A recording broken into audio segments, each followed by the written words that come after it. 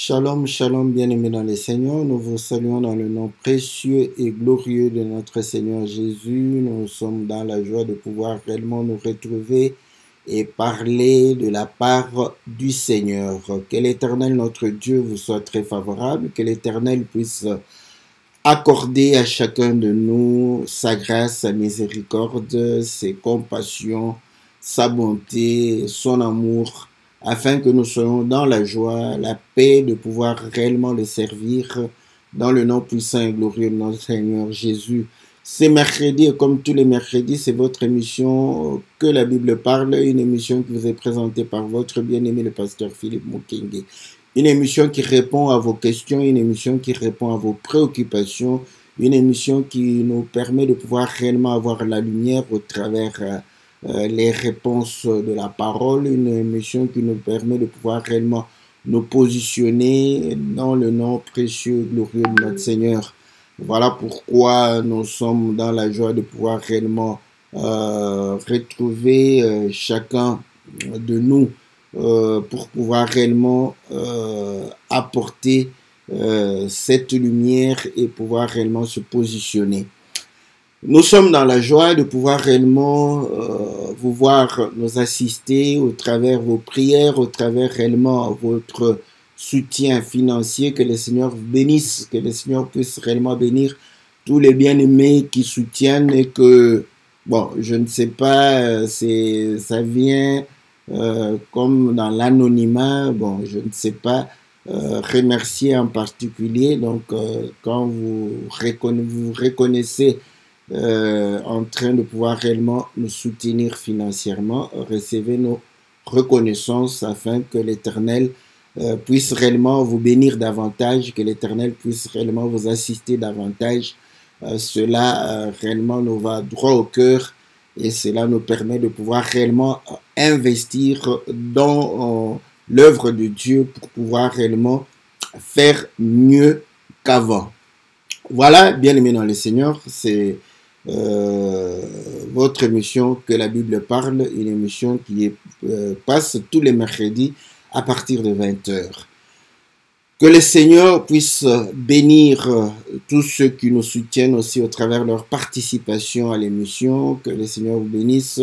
Nous bénissons la sœur José, le bien-aimé Onésime, le bien-aimé Victor. Que le Seigneur vous soit très favorable. Salutations à notre bien-aimé Ghislain. Nous saluons le bien-aimé Farid, la sœur Aurélie, la sœur Pélagie, la sœur Francine, la sœur Liliana, nous saluons la sœur Sylvie, la sœur Cathy, la sœur Bia, la sœur Florence, la sœur Bibiche, nous saluons le bien-aimé Todd, nous saluons le bien-aimé Jean-Didier, Jean-Marie, que le Seigneur vous soit très favorable, le bien-aimé Gabin, les biens Guy, que le Seigneur vous soit très très favorable. Nous saluons le couple Bertrand et Sylvie, le couple Rocky et Cindy, le couple Oaro et Jessica, que le Seigneur vous soit très très favorable.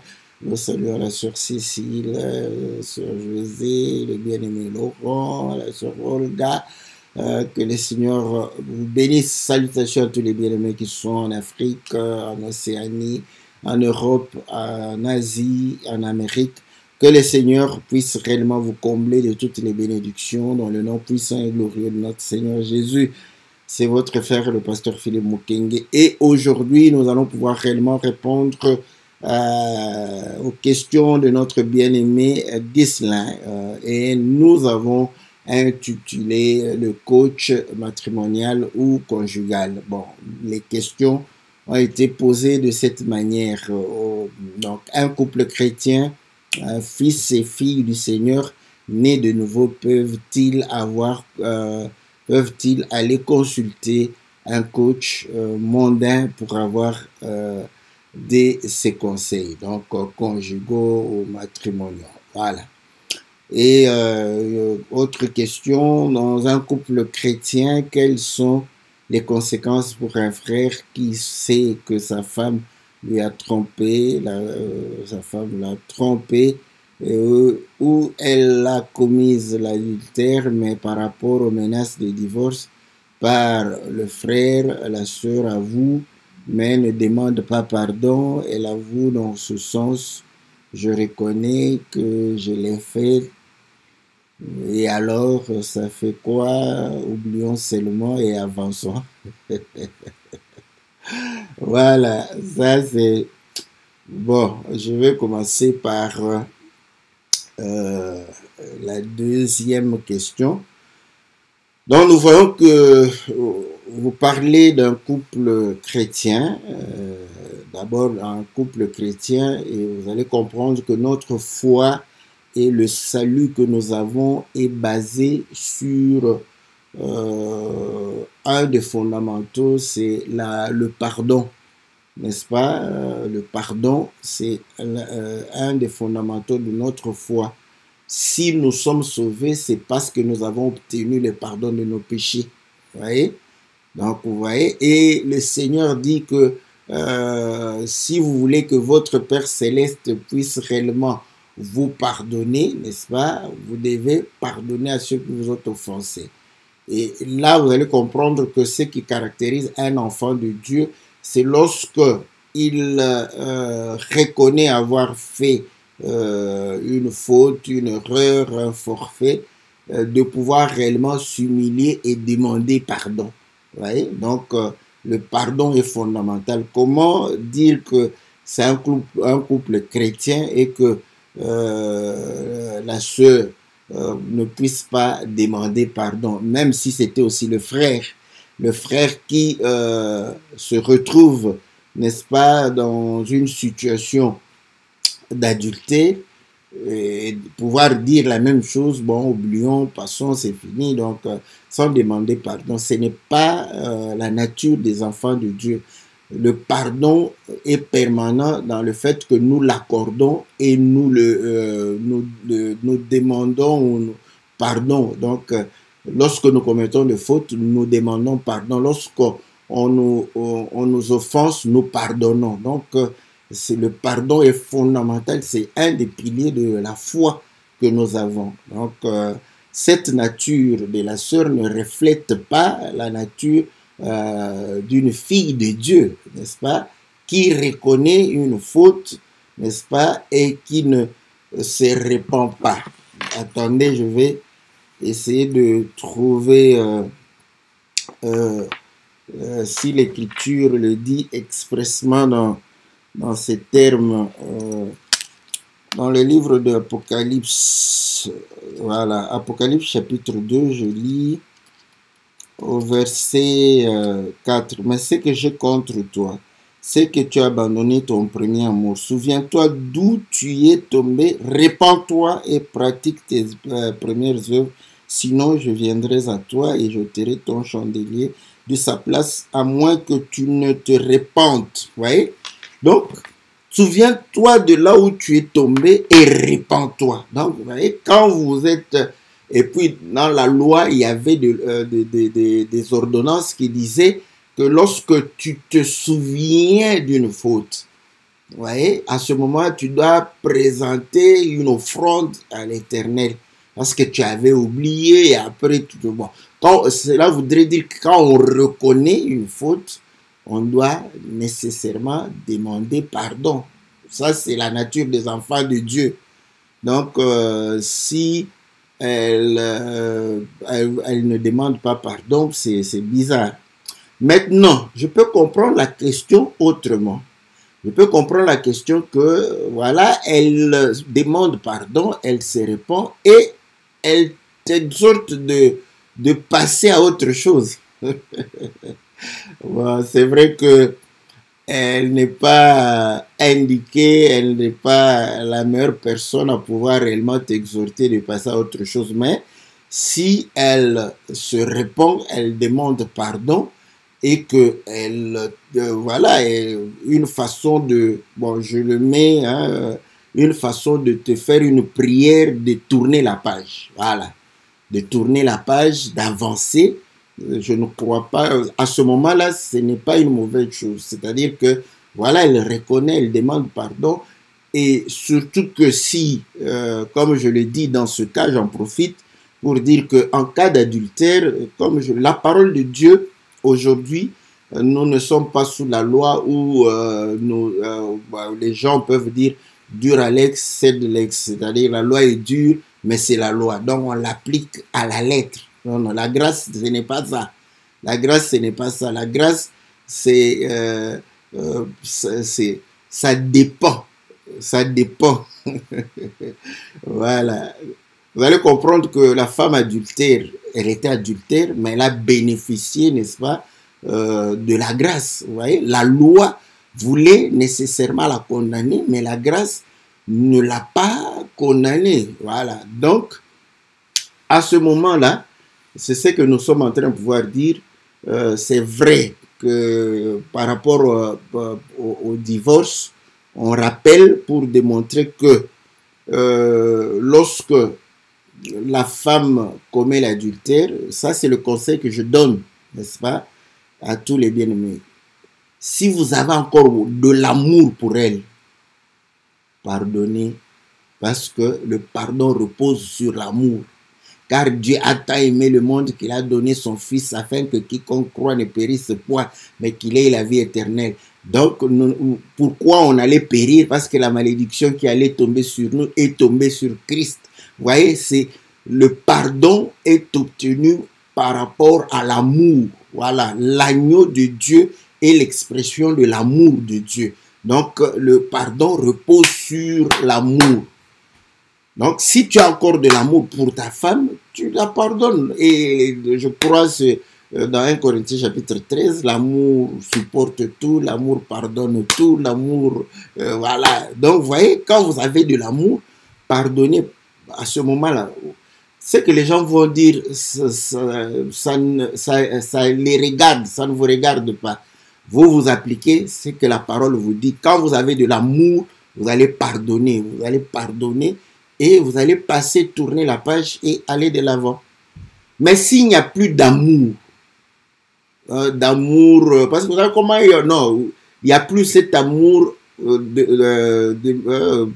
l'amour homme-femme, hein, parce qu'il y a homme-femme. À ce moment-là, vaut mieux la libérer. Et surtout s'il y a... Normalement, un enfant de Dieu ne doit pas avoir la haine. S'il y a la colère, voilà, parce que la haine, s'il y a la colère, n'est-ce pas, vaut mieux la libérer parce que vous risquez de lui faire du mal, n'est-ce pas, par votre comportement. Donc, à ce moment-là, elle va vivre le calvaire. Vaut mieux la libérer au lieu de pouvoir la faire souffrir. Parce que vous l'avez aimée à un certain moment, il n'y a plus d'amour, il y a la colère, libérez-la, et comme ça, elle peut faire sa vie et vous pouvez refaire votre vie, n'est-ce pas, afin de pouvoir réellement aller de l'avant. Donc, ça c'est pour la deuxième question. Vous voyez, la deuxième question, en fait, peut répondre à la première question, où on dit, un couple chrétien peut-il avoir un coach, n'est-ce pas, matrimonial ou un coach conjugal? Pourquoi cette question? Vous allez comprendre que dans le couple, dans le mariage, nous avons deux types de relations. Nous avons la relation qui est au vu, au-dessus de tout le monde. C'est-à-dire cette relation que vous avez entre époux et épouse, qui peut être aussi vue des autres. N'est-ce pas? Votre façon d'être avec la femme, de parler avec la femme, de pouvoir voilà, faire les choses, concevoir les choses, n'est-ce pas? Ça, vous allez comprendre que ce n'est vrai, je crois, j'espère que ce n'est vraiment pas la question que le bien-aimé voulait me poser, n'est-ce pas? Mais ça peut faire partie de la question. Mais je crois que parmi les chrétiens, cette question, quand ça vient, en fait, c'est pour dire que dans l'Église, on ne parle pas de la sexualité. Ah, je crois que c'est plus par rapport à la sexualité que peut-être le bien-aimé y pensait. Ah, parce que à l'Église, on ne parle pas de la sexualité. Pourquoi on n'en parle pas? Ce n'est pas parce que nous ne voulons pas en parler, mais parce que c'est un sujet délicat à pouvoir en parler. Parce qu'à l'église, vous avez les enfants, vous avez vous pouvez avoir les visiteurs, vous pouvez avoir toutes sortes de personnes. À ce moment-là, comment aborder ce sujet? Et ce n'est pas seulement qu'à l'église, on n'en parle pas, ou on n'en parle pas assez, n'est-ce pas? C'est aussi, voilà, pourquoi on n'en parle pas assez? C'est parce que la Bible ne nous le permet pas. Voilà. Ça, c'est pourquoi. Attendez, parce que je vais pouvoir lire une écriture. Vous allez comprendre que quand vous lisez la Bible, vous pouvez lire la Bible de Genèse, Apocalypse, vous n'allez pas voir vraiment des chapitres clairement définis comme ça par rapport à la sexualité. Vous voyez, entre l'époux et l'épouse, il n'y a pas que cette relation, n'est-ce pas, au salon, par exemple, où tout le monde peut voir, les visiteurs, la famille élargie, les enfants peuvent voir comment vous vous comportez entre époux, n'est-ce pas? Donc ça, c'est la première partie d'une relation dans le mariage. Et la deuxième partie, c'est celle qui se passe dans la chambre, donc l'intimité. À ce moment-là, vous allez comprendre que l'Église n'en parle pas beaucoup. Le frère peut poser la question, mais maintenant, nous, on a des difficultés sur le plan sexuel. On fait quoi? Hein? Vaut mieux aller consulter un coach. Bon, c'est sa question. Hein? Parler d'un coach comme ça, vous pouvez consulter un charlatan. Ouais? Donc, parce que tout le monde peut se targuer être coach matrimonial ou coach conjugal. Donc, vous risquez d'être chez un charlatan. Donc, c'est déjà tout un souci. Donc, en réalité, le véritable coach dans le couple, c'est Dieu. C'est Dieu qui doit réellement nous donner, n'est-ce pas, le coaching. Donc, la Bible parle de toutes ces choses. Voilà, parle de toutes ces choses. Maintenant, pourquoi à l'église nous n'en parlons pas de manière... C'est pour ne pas être... voilà, parce que ce sont des choses qui se passent dans la chambre. Comment je vais pouvoir venir les dire comme ça à l'église? Écoutez, l'écriture qui m'a toujours... permis de comprendre que c'est un sujet difficile à aborder dans l'Église. C'est lorsque Paul parle dans 1 Corinthiens chapitre 12. Paul parle de membres du corps. Au verset 12, on dit « Car comme le corps est un et a plusieurs membres, et comme tous les membres du corps, malgré leur nombre, ne forment qu'un seul corps, ainsi en est-il de Christ. » Vous voyez? Donc, il est en train de parler, n'est-ce pas, des membres du corps de Christ. Voilà. Écoutez, il parle du membre de corps.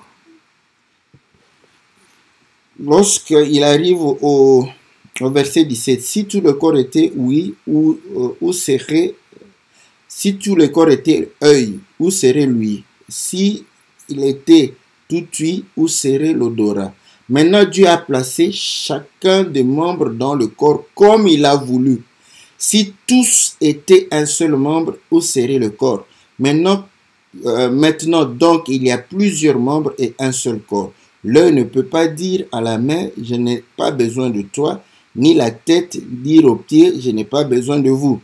Mais bien plutôt, les membres du corps qui paraissent être les plus faibles sont nécessaires, et ceux que nous estimons être les moins honorables du corps, nous les entourons d'un plus grand honneur. Ainsi, nos membres les moins honorables ou honnêtes reçoivent le plus d'honneur, tandis que ceux qui sont honnêtes n'en ont pas besoin. Dieu a disposé le corps de manière à donner plus d'honneur à ceux qui en manquaient, afin qu'il n'y ait pas de division dans le corps. Voilà. Vous voyez ce petit...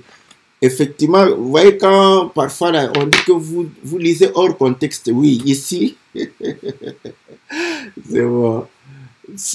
Ça peut paraître hors contexte. C'est pas vraiment hors contexte. Paul prend le corps comme étant, n'est-ce pas, l'image de l'Église. Chaque membre est utile, tout ça. Maintenant, vous allez voir que dans notre comportement, un frère ou une sœur qui semble, vous allez peut-être vouloir négliger. Il dit non, non, non, non.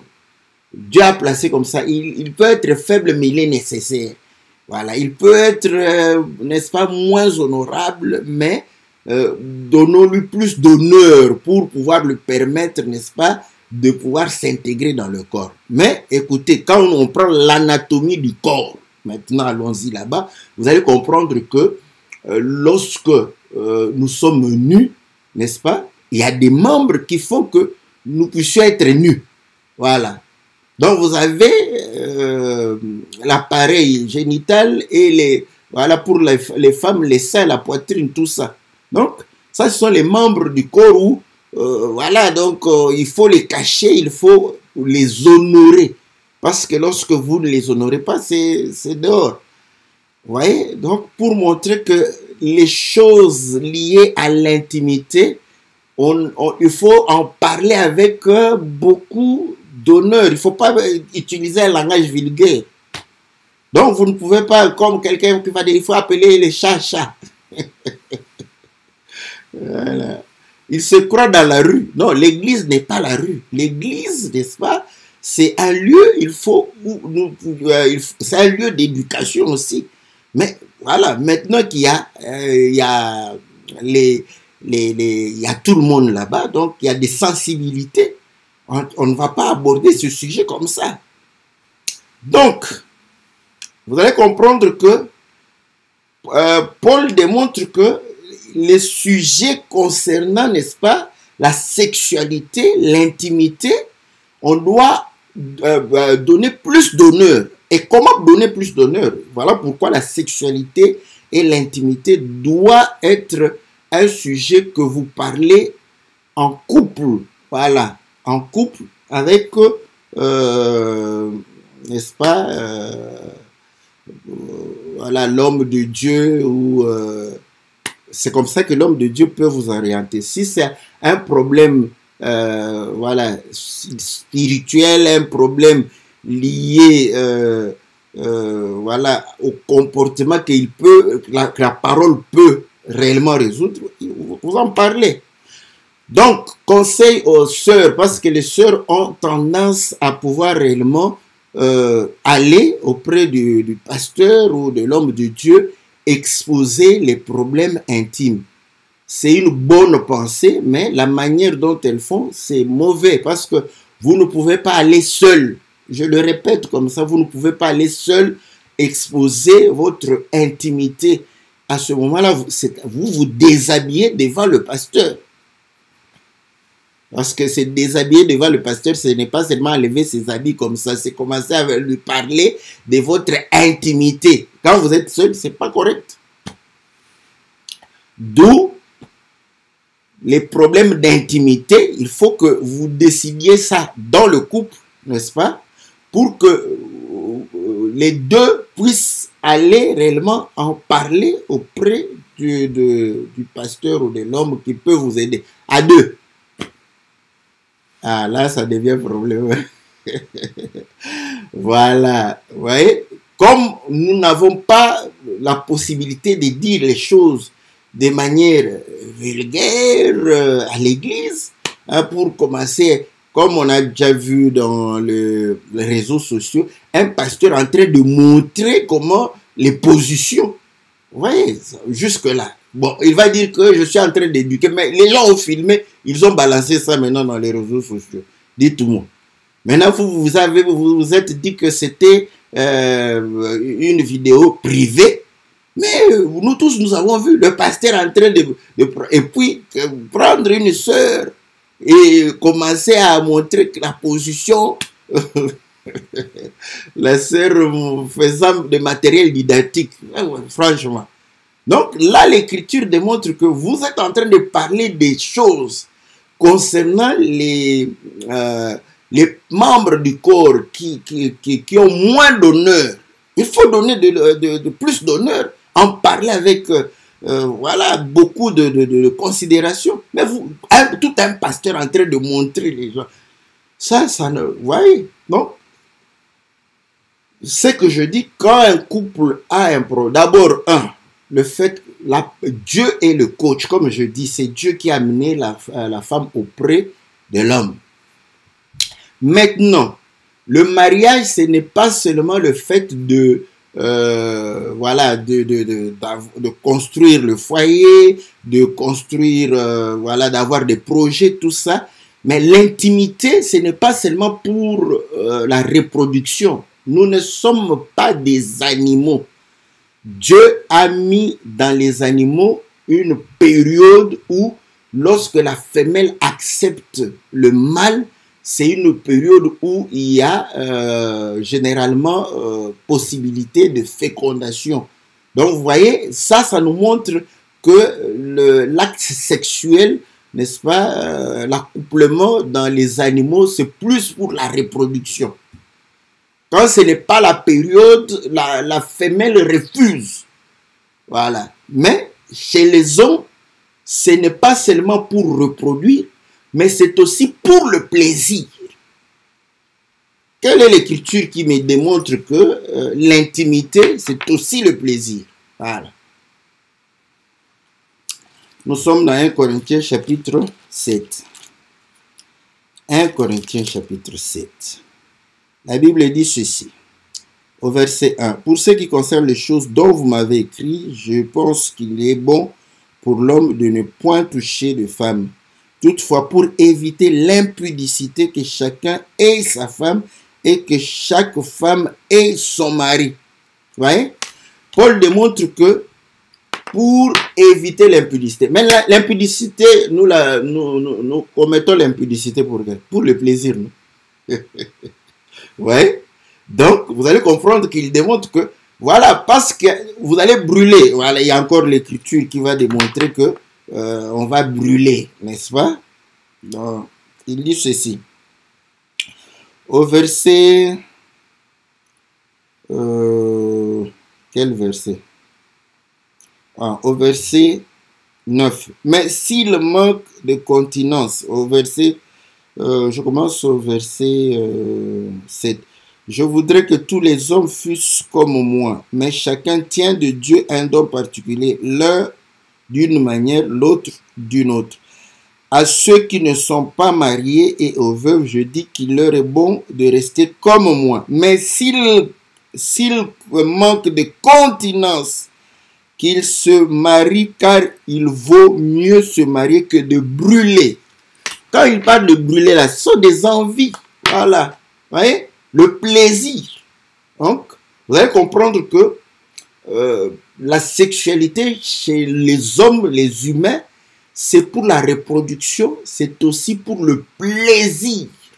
Voilà pourquoi il va pouvoir dire que lorsque vous êtes de commun accord avec le conjoint ou la conjointe pour la prière, il dit, faites vite pour que vous puissiez revenir ensemble afin que les diables ne puissent pas vous tenter et vous emporter par cette tentation. Donc, clair et net que c'est pour le plaisir. Donc, quand vous le faites, il faut le plaisir. Vous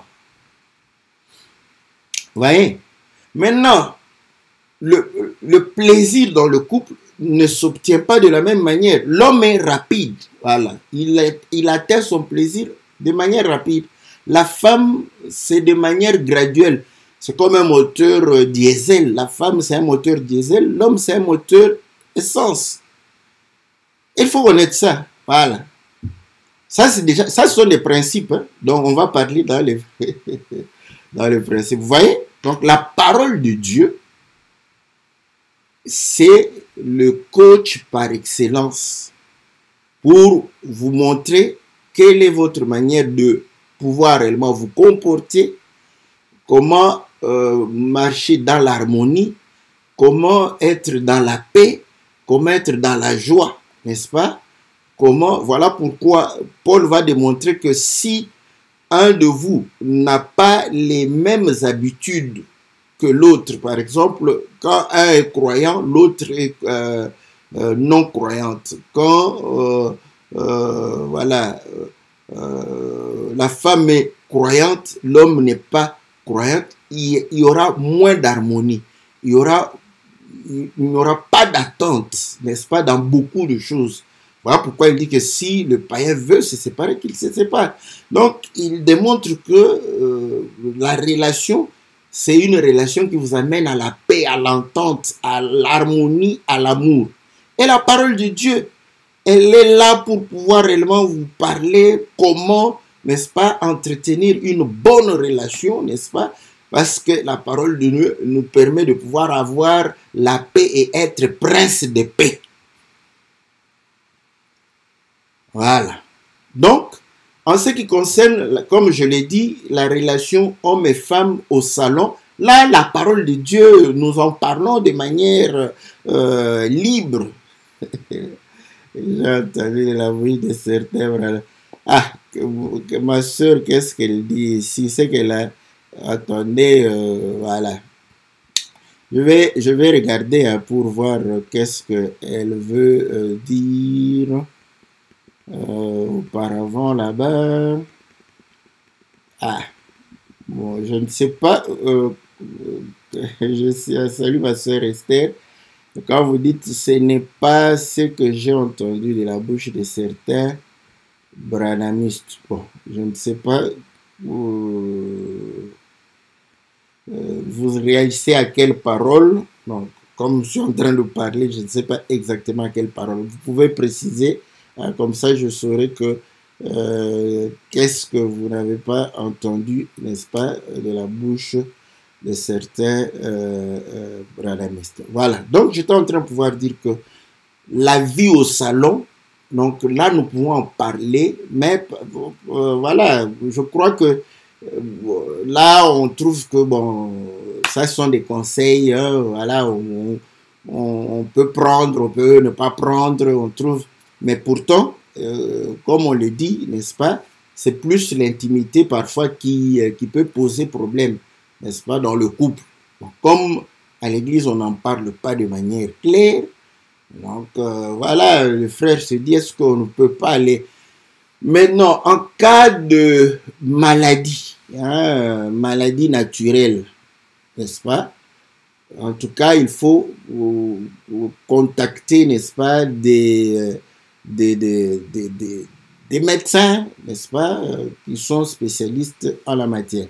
On dit, certains diront que les rapports entre hommes et femmes ne sont pas pour le plaisir, mais pour la... Oui, ils peuvent dire ça, mais nous, comme on le dit, c'est que la Bible parle. Vous voyez, que la Bible parle. Donc, les gens qui disent que relation, n'est-ce pas, sexuelle, c'est seulement pour la reproduction. Nous, on vient de démontrer ici, Paul dit que quand vous avez envie, vous brûlez là, hein, pour vous soulager, pas pour que vous puissiez avoir un enfant. N'est-ce pas? Il démontre que voilà, il faut que tu sois un homme marié. Pourquoi? Parce que tu as le désir et tu veux goûter, n'est-ce pas, à ce plaisir. Donc, il y a des écritures. C'est pourquoi je dis que vous voyez le cadre de ces écritures ici, n'est-ce pas, peuvent sembler ne pas avoir une connexion. C'est la façon de pouvoir lire les écritures. Hein, voilà. C'est pourquoi je dis que une lecture, les théologiens disent qu'il faut être dans le contexte. Quand vous restez dans le contexte là-bas, vous pouvez ne pas ressortir cet élément-là. Donc, c'est vrai qu'ils ont pensé à cela, mais c'est très faux. C'est très faux de pouvoir croire que la reproduction n'est que pour... la sexualité n'est que pour la reproduction. Sinon, on serait comme des animaux. Pendant la période favorable à la fécondation, c'est là où la femme est disposée à recevoir l'homme. Et pendant les autres périodes-là, la femme ne serait pas disposée à pouvoir recevoir l'homme. Ça, c'est ce qui se fait chez les animaux. On a étudié les animaux. Vous allez voir, prenez les chiens, n'est-ce pas? Parce que la nature elle-même. Vous allez voir que quand la femelle est en chaleur, c'est à ce moment que elle attire parce qu'elle dégage les hormones, n'est-ce pas, dans l'air, et le mâle sent cela et comprend que effectivement la femelle est en chaleur. Ouais. Donc là, vous allez comprendre que, comme on le dit, voilà, comme je le disais, vous voyez, ça peut nous montrer que voilà, si vous voulez atteindre, n'est-ce pas, voilà, votre objectif, la nature, c'est la femelle qui provoque, n'est-ce pas, d'une manière, le mâle. C'est comme ça qu'à ce moment-là, la femelle peut accepter. Mais en dehors de la chaleur, la femelle n'accepte pas le mâle. Elle va se défendre. C'est naturel. Les chats, les vaches, les brebis. Rappelez-vous l'histoire de Jacob qui utilisait, n'est-ce pas, le platane, la mandier et l'avoisier, n'est-ce pas, je crois, 3 plantes là pour faire entrer les femelles en chaleur. Vous voyez? Donc, parce qu'ils savaient que si les femelles n'entrent pas en chaleur, ils ne vont pas s'accoupler. Ça, c'est ça. Chez les animaux, c'est pour la reproduction. Chez nous, les humains, ce n'est pas pour seulement la reproduction, c'est aussi pour ce plaisir-là. Hein, ce plaisir. Voilà pourquoi la Bible nous exhorte à ne pas trop, n'est-ce pas, nous laisser emporter par la volupté. La volupté, c'est plus le plaisir sexuel, n'est-ce pas, le plaisir sexuel. Voilà, maintenant, je crois qu'il y a une question, hein, il y a une question. Je réfléchis pour savoir les termes à utiliser. Parce que moi, je réponds à toutes les questions, mais je vais essayer de pouvoir les répondre de manière, dans des principes. Il y a une question du frère, j'ai sauté ça dans l'ordre, c'était la question que je devais aborder, concernant toujours l'intimité entre l'homme et la femme. Hein? Mais ce sont des principes, n'est-ce pas, que nous avons. Voilà. Donc, nous pouvons parler de la sexualité, mais en tout cas, toutes nos excuses, nous n'allons pas aller dans, voilà, vous voyez, telle position, ça vous fait comme ça. Bon, comment je vais le dire? Ouais, ça va devenir vulgaire. Mais si jamais c'est en aparté, là, on parle. Voilà, parce qu'on est, voilà, si j'ai l'expérience aussi, il faut être honnête, hein, voilà. Si je n'en ai pas, ça, je peux vous dire allez consulter un sexologue, pas un coach, parce que ça peut être un charlatan, là. Allez-y, quelqu'un qui a étudié ça, n'est-ce pas? Après avoir consulté, vous revenez chez moi pour censurer, filtrer, n'est-ce pas, ce qu'il aura à pouvoir réellement dire. C'est comme ça. C'est comme quand vous êtes malade, on prie pour vous, on vous demande d'aller chez le médecin et vous allez, vous prenez là-bas les médicaments. Comment vous sentez? Non, ça va maintenant, ça va mieux. On continue la prière, on vous accompagne dans votre convalescence. C'est exactement la même chose. Vous voyez? Donc, que nous les pasteurs, que nous les hommes de Dieu, que nous ne puissions pas aussi nous comporter comme si nous connaissons tout. Ça, c'est ça le mal de certains hommes de Dieu. Quand tu ne connais pas, tu ne connais pas. Il faut laisser, n'est-ce pas, à des gens qui ont étudié cela, qui ont étudié le corps humain, qui savent aider les gens, n'est-ce pas, dans leur intimité, pour qu'ils puissent réellement pouvoir réellement s'en sortir. Voilà.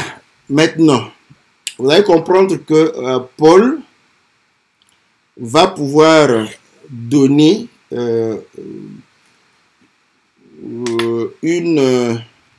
l'option, n'est-ce pas? Comme je le dis toujours, je le répète, les sœurs qui vont, n'est-ce pas, de manière seule, aller exposer les problèmes d'intimité au conducteur. Donc, si vous le faites par, vous le faites par ignorance, je vous l'ai dit, vous vous exposez. Voilà pourquoi, après cela, vous avez posé votre problème et le pasteur va pouvoir réellement profiter de votre faiblesse. Et à la fin, le pasteur va pouvoir dire que non, tu es venu le tenter. Tu as été envoyé par le diable pour pouvoir faire ton... Vous savez, un homme de Dieu est plus combattu que les fidèles. Ça, on connaît tous ces discours-là. Voilà pourquoi nous vous disons, n'est-ce pas, s'agissant de votre intimité, vous ne pouvez me parler de ça en présence de votre mari. Comme ça, au moins, quand je vous donne des réponses, le mari est là. Vous voyez? Maintenant, moi, je vous dis ceci. Mes sœurs, je sais que vous n'avez pas assez de courage de dire à vos maris, n'est-ce pas, que, voilà, je ne suis pas satisfaite. Je ne suis pas rassasiée. Vous n'avez pas ce courage-là. Mais vous devrez avoir ce courage-là de pouvoir dire, n'est-ce pas? Parce que quand vous priez Dieu, vous priez au Seigneur, vous avez besoin de 1000 euros. Vous priez Dieu, Seigneur, j'ai besoin de 1000 euros. Donc, Dieu vous fait grâce, vous avez 500 euros. Qu'est-ce que vous faites encore? Vous cessez de prier. Vous allez encore, ah Seigneur, merci pour les 500 que j'ai reçus, tout ça, que ton nom soit... Mais j'ai encore besoin de 500, fais-moi grâce, tout ça. Voilà. Tant que ce n'est pas 1000, tu vas demander. Voilà. Donc, jusqu'à ce que quand le Seigneur va te donner les 1000, à ce moment, tu remercies. Ah, Seigneur, merci pour tout cela. Voilà. Donc, c'est pourquoi j'ai toujours dit que dans le couple, il faut une relation d'amitié. Donc, que la femme puisse se considérer comme une amie, n'est-ce pas, de l'homme. L'homme comme l'ami de la femme.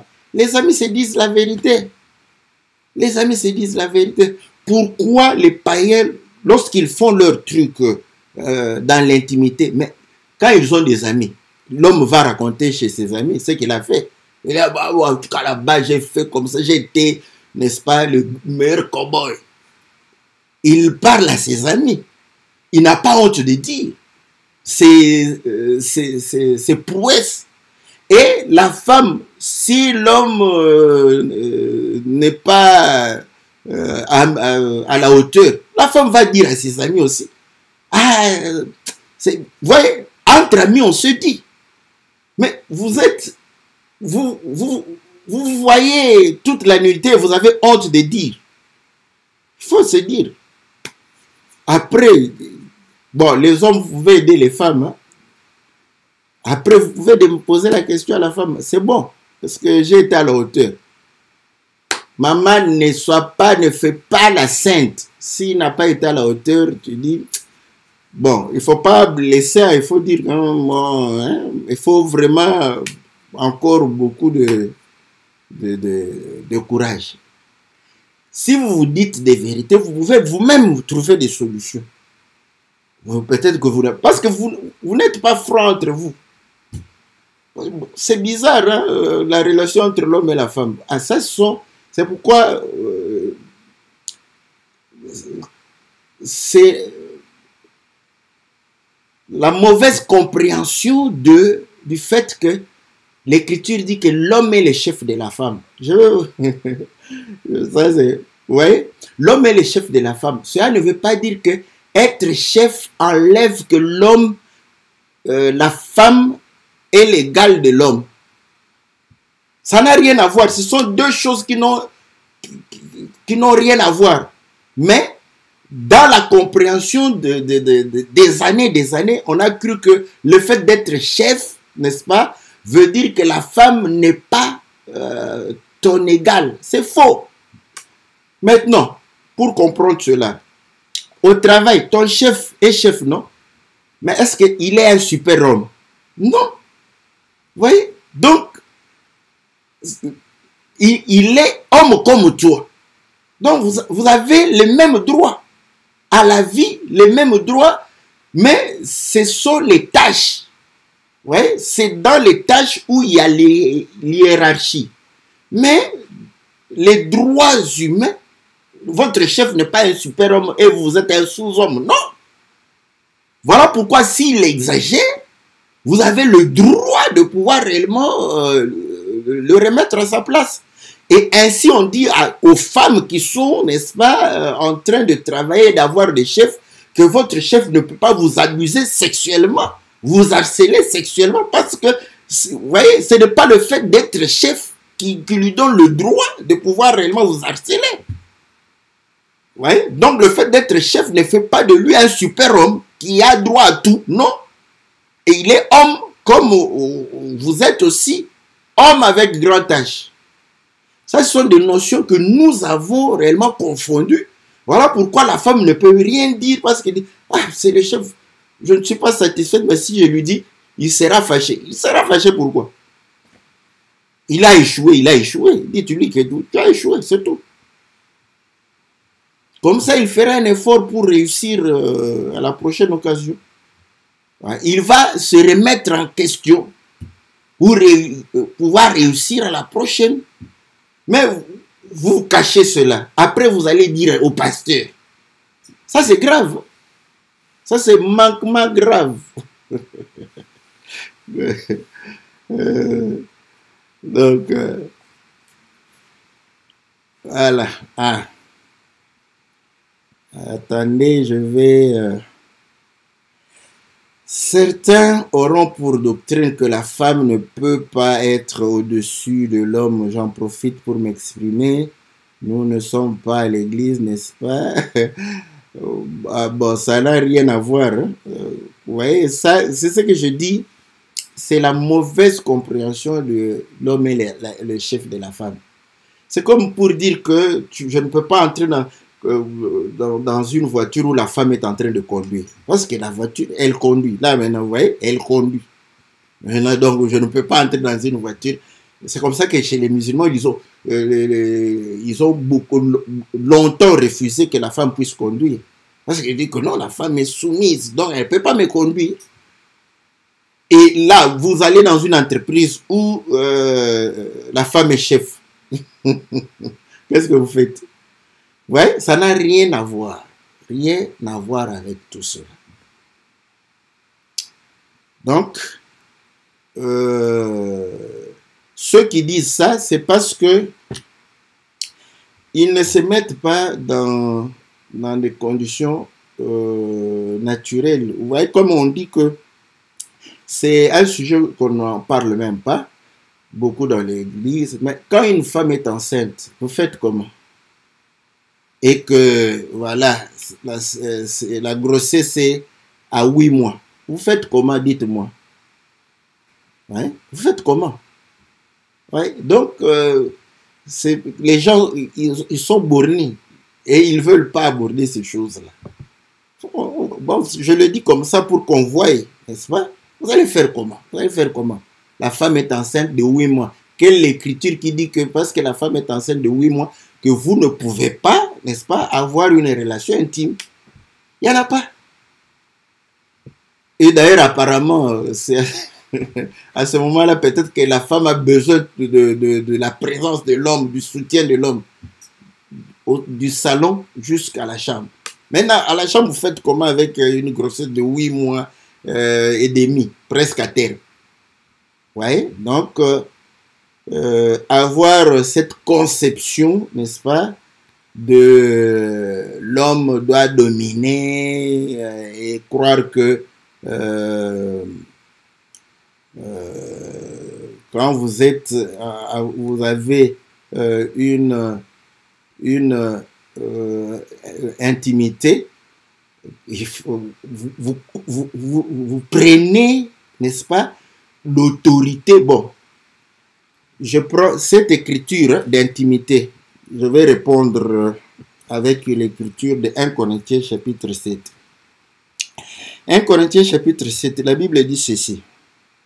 Au verset 4. La femme n'a pas autorité sur son propre corps, mais c'est le mari. Et pareillement, le mari n'a pas autorité sur son propre corps, mais c'est la femme. Voilà.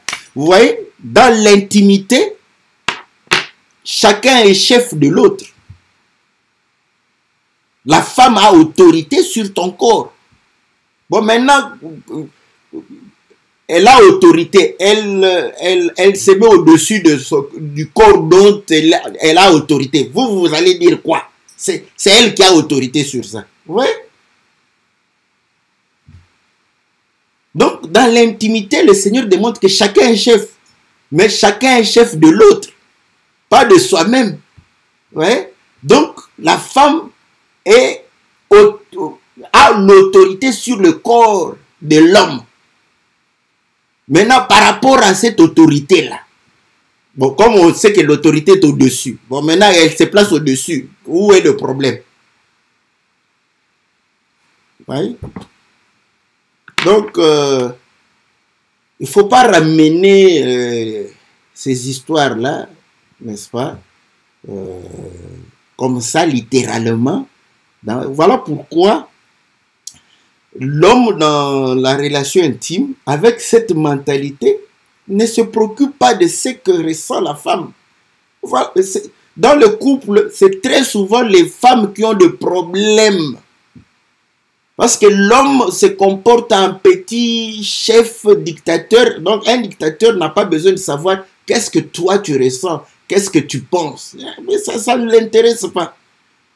Donc il vient, il fait ce qu'il a à faire, après il s'en va, c'est tout. Et elle reste avec... et elle doit souffrir parce que... C'est-à-dire que... je vais prendre une écriture. Hein, dans Proverbes. Dans les livres de Proverbes... La Bible dit ceci. Au verset, Proverbe chapitre 13, au verset 12. Un espoir différé rend le cœur malade. Voilà. Donc, vous êtes en train de communier et la femme a l'espoir de pouvoir réellement atteindre l'objectif. Et vous différez ça parce que vous, quand vous avez atteint votre objectif, allez, c'est fini. Elle, son espoir est différé. Voilà pourquoi elle est malade. Oui. Un dictateur n'a pas besoin de savoir qu'est-ce que tu veux, qu'est-ce qui peut te plaire. Non, non. C'est que moi je veux. Si moi je suis satisfait, c'est bon. Hein? Pourquoi on croit que non, je suis le chef, j'ai autorité. C'est comme ça que les chefs... Mais là-bas, chacun est chef. Voilà. Pour dire que non, non, non, ton corps, c'est moi. Donc, tu dois faire beaucoup d'efforts. Je trouve que tu ne fais pas beaucoup d'efforts. C'est la femme qui doit dire à l'homme que tu ne fais pas beaucoup d'efforts. Et l'homme peut dire à la femme aussi que non, non, non, tu ne fais pas beaucoup, tu ne te disposes pas. Voilà pourquoi... Quand la femme ne se prédispose pas, l'homme devient très colérique. Ouais. Parce qu'il trouve qu'on lui prive ce dont il a besoin. Il devient colérique. Vous posez la question, mais qu'est-ce qui ne va pas? L'homme est très colérique. Au lieu de dire simplement que, maman, j'ai vraiment besoin. Non, non, vous devenez colérique. Vous voyez? Donc, j'espère qu'on comprend. Maintenant, si vous voulez dans des termes clairs, là c'est en aparté, mon frère. Je ne veux pas que les gens viennent prendre un petit morceau comme ça. Ils ne savent même pas dans quelles circonstances on a parlé. Allez, TikTok, ça passe par, je ne sais pas, YouTube, ça passe par Facebook. Un seul morceau où tu es en train de parler de quelque chose comme ça, de manière assez claire. Et... les gens impudiques, là, ils coupent, la partie va leur plaire. Donc, le principe est celui-là. Maintenant, s'il faut en parler de manière claire, c'est en aparté, n'est-ce pas? En aparté, Parce que là, on parle pour chaque couple. Je ne vois pas pourquoi il faut rassembler. Chaque couple a son problème. Hein. Vous voyez? Tout ça, c'est pourquoi. C'est que je suis en train de dire. Beaucoup de couples, en réalité, je ne comprends vraiment pas ça. Hein. Je ne comprends pas. Je répète encore. Comment vous pouvez avoir, n'est-ce pas, vous voyez l'homme nu, la femme nue, et vous avez honte de quoi? Pas de votre nudité, mais de vous dire des choses. C'est incroyable. Je ne sais pas comprendre ça. J'ai essayé de donner des justificatifs. Peut-être que c'est parce que la femme se dit que je ne peux pas décevoir mon chef. Voilà. Mais si c'est ton ami, dis à ton ami ce que parce qu'à ton ami, tu t'ouvres. Tu le dis comme ça, clairement. Tu vas dire, ah, voilà comment les femmes disent leur intimité avec leur mari à d'autres femmes qui sont amies. Elles le disent. Là, elle le dit sans, vous voyez, quand elle n'est pas satisfaite, elle va le dire à son ami. Et voilà comment l'ami va dire, moi, tu vois, tu vois, je connais un homme. C'est comme ça que la femme va te tromper. Donc, entre mari, époux, épouse, il n'y a pas de secret. Donc, les performances d'intimité doivent être connues. Toi-même, tu sais que j'ai la note moyenne. C'est ça. Toi-même, tu sais, tu vas faire des efforts parce que tu sais que non, ma femme me donne toujours la moyenne. Tu dois faire un effort. Donc, si tu donnes à ta femme la note excellente, gloire à Dieu. Voilà. Et si la femme te donne la note excellente, gloire à Dieu. Vous n'aurez pas ce problème-là. Donc, la solution commence d'abord dans le couple. Dans le couple. Parlez-vous. Vous allez trouver l'équilibre. Parce que si vous parlez, vous allez trouver l'équilibre vous-même. Vous êtes adulte. Vous êtes majeur. Peut-être vous avez fait déjà 20 ans de mariage, ou 15 ans, 10 ans de mariage. C'est terrible. On dit, pendant les menstruations, nous ne sommes pas à l'église. J'en profite. Ce genre de question peut être... Non, pendant les menstruations, c'est pas hygiénique. Voilà. Même les médecins le disent, c'est pas hygiénique. Donc, d'abord, vous allez salir le lit, n'est-ce pas, les draps. Donc, vous devrez... Il faudrait supporter... Ça, c'est une mauvaise période où il faudrait... Voilà, donc... Sur le plan de la sexualité, la Bible n'autorise pas aussi que à tout moment que ça te monte comme ça. Non, on n'est pas de bolobos, n'est-ce pas? Je crois que ce sont les bolobos qui font à tout moment le rapport sexuel. Pour une fois, il y a exception chez les animaux, les bolobos, n'est-ce pas? Donc, on n'est pas comme chez les bolobos. Donc, nous sommes des humains, il y a des gènes, donc pendant la menstruation, n'est-ce pas, ce n'est pas une période, voilà, correcte parce que, voilà, c'est pas hygiénique. Voilà. Donc, c'est pour des raisons d'hygiène. Voilà, donc, je mets un point virgule ici. Le mercredi prochain, je vais aborder le temps de préparer réellement mes réponses pour la question d'intimité où on dit que